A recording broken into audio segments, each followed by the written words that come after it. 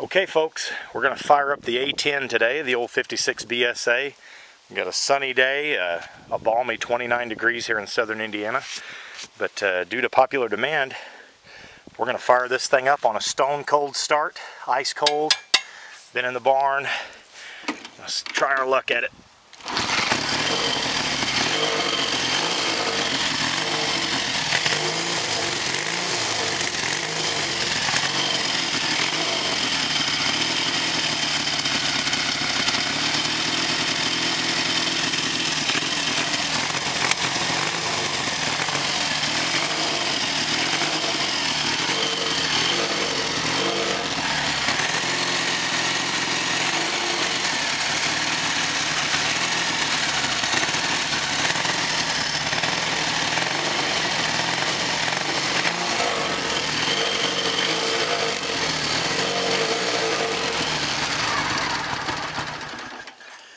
Okay, yeah, fires right up.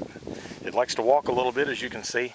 But no, this bike has been in storage since 1997, and that's probably only maybe the 5th time that bike's been started since then. I bought this in an 11 bike collection.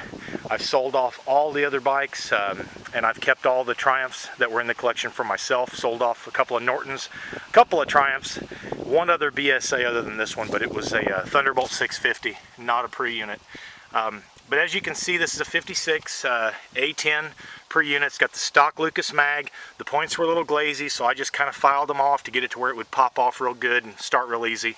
I did ride it down the road today, went through all 4 gears, everything was great. The first takeoff, clutch plates were a little glazy. After I rode it for about 30 minutes, they freed right up and the bike shifts great, real smooth. Got some chrome issues on the rims, got a little bit of flaking going on.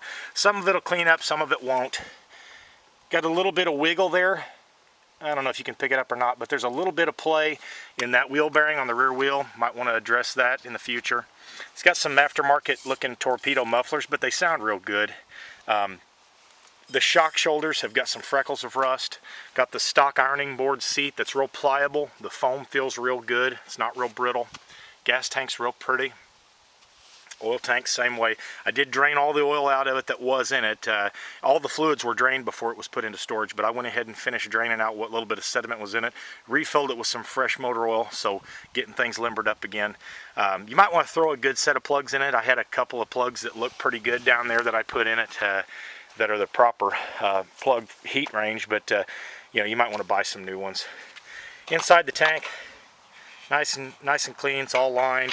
It's got about a teaspoon of gas in it just so I can fire it up, and well, it's got maybe a half a gallon.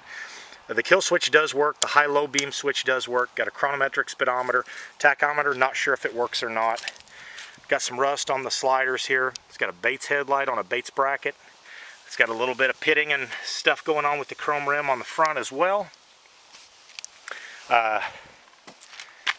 You know, again, tank's real pretty, real presentable. It's a nice rider. You know, it's not a mint condition show bike by any stretch of the imagination. Got some chrome here. It's got some rust issues. The back fender, I don't know if I said it already, but somebody mounted some turn signals, it looks like, at one time on each side, and they drilled some holes in that rear fender. It's got a Bates tail light assembly on it as well. Got a toggle right here for your lights. Got a new 6-volt battery. Got a good air cleaner in the beehive.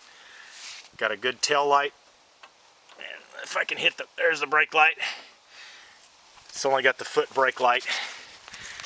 Got a headlight beam here. I'm not sure if that's low or high. There's high, there's low. But like I say, everything works now. The clutch works great. Engine is real sound, real tight.